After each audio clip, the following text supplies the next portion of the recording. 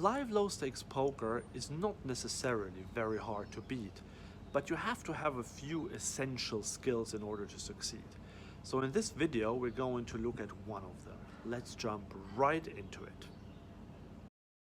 We have a loose recreational player in the low jack opening to 12. We have a call in the hijack and a call in the cutoff. We have ace king on the button. This is the easiest 3-bet in the world. I go to 55 here. Small blind, big blind get out of the way. The original raiser calls and also one of the initial callers calls. So we go 3-way to the flop, which comes as a king high flop.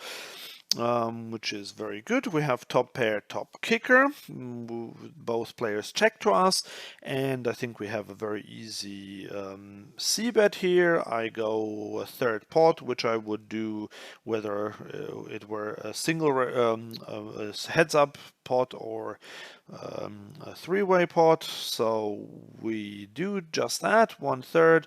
The original raiser calls and the original caller gets out of the way. So we go heads up to the turn.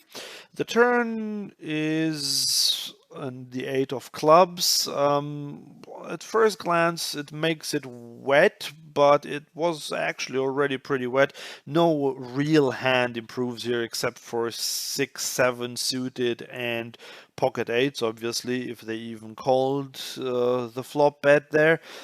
But Queen Jack was already there on the turn, so it's actually more of a brick than a scare card, which I didn't realize in game. I thought, ooh, this looks quite wet now, which is probably the main reason why I checked back here. Also, I thought we have one almost pot-sized bet left, so on a river that's not too scary, I could just go for the all-in here, and I would still get called by a weaker king or possibly queens or jacks if they don't believe me.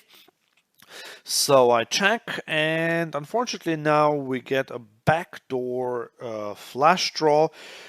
And we get a 4-liner to a straight. Are we afraid of that? Well, if the low jack bets out, I would consider it. But since the low jack checks, I am almost certain here that I have the best hand. I mean, yes, the low jack could be trapping or being scared of the flush and the straight now, maybe with pocket 10s or something like that, or 10-9 that were slow played on the flop. However, I think 90% of the time I have the best hand here.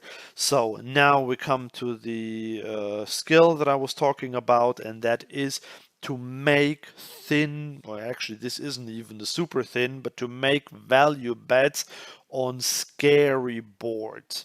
I went for 155 here. Unfortunately, I couldn't really shove because I thought the board just looks too dangerous to especially recreational players. If they have a hand like King Queen, I could see them make a hero fold here if I shove, so I just went for a half potish bet, and the low jack tanked for a while and then in the end called.